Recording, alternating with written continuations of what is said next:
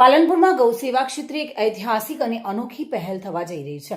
રસ્તા પર રખડતી ગાયોને શુદ્ધ ભોજન મળે અને તેઓ પ્લાસ્ટિક ખાવાથી બચે તેવા ઉમદા હેતુ સાથે ગૌ ભોજન રથ શરૂ કરવામાં આવશે।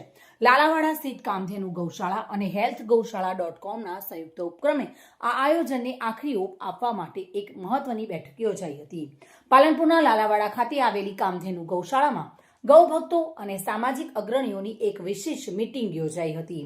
પૂજ્ય રવિશનાનંદના મહારાજ અને હેલ્પ ગૌશાળા.comના પ્રેરણાદાયક વિચારો થકી પાલનપુર વિસ્તારમાં એક અદ્યતન ગૌ ભોજન રથ મૂકવામાં આયોજન કરવામાં આવ્યું છે। તમામ સુવિધાઓથી સજ્જ રથ હશે, જેમાં ગૌ માતા તાજી રોટલી, ગોળ, લીલા શાકભાજી અને પશુ આહાર રાખવા માટે અલગ અલગ બોક્સની વ્યવસ્થા હશે। એટલું જ નહીં, ટેકનોલોજીના ઉપયોગ સાથે તેમાં જનજાગૃતિ માટે ઓડિયો સિસ્ટમ, સ્ક્રીન ડિસ્પ્લે અને રિવર્સ કેમેરા જેવી સુવિધાઓ પણ ઉપલબ્ધ હશે। 21 ડિસેમ્બરે સવારે 10 વાગે લાલાવાડા ગૌશાળા ખાતેથી પ્રસ્થાન કરવામાં આવશે। આ અભિયાનનો મુખ્ય ઉદ્દેશ ગાયોને પ્લાસ્ટિક અને નકામો કચરો ખાતી અટકાવવાનો છે।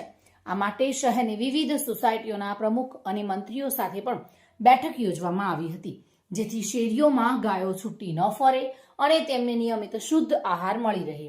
આ પ્રસંગે અમદાવાદથી ખાસ ઉપસ્થિત રહેલા આઈપી મહેશ્વરી, જીવદયા પ્રેમી ઠાકુરદાસ ખત્રી સહિત અનેક સામાજિક અગ્રણીઓ અને ગૌ પ્રેમીઓએ હાજરી આપી હતી। જય ગો માતા, જય ગોપાલ। कामधेनु गौ सेवा ट्रस्ट लालावाड़ा અને हेल्प गौशाला.com अहमदाबाद की तरफ से ये जो संयुक्त तत्वाधान में गो भोजन रथ बनेगा। ये गो भोजन रथ लालावाड़ा गौशाला में इनका संचालन होगा और इनका संचालन समिति अपनी पालनपुर की बनेगी और इनका ओपनिंग है 21/12/2025 यानी रविवार को सुबह 10 बजे लालावाड़ा गौशाला में ओपनिंग होगा। गो भोजन रथ है वो पालनपुर और लालावाड़ा के आसपास की जितनी भी सोसाइटियाँ हैं उन सारी सोसाइटियों में गो भोजन रथ चलेगा और उनके सोसाइटियों के प्रमुख भी बनाए जाएंगे और उनके द्वारा ये सारा संचालित कार्य होगा। ચાલવા માટે તો લગભગ જ્યાં સુધી અમે છીએ ત્યાં સુધી ચલાવવાનું પ્લાનિંગ છે।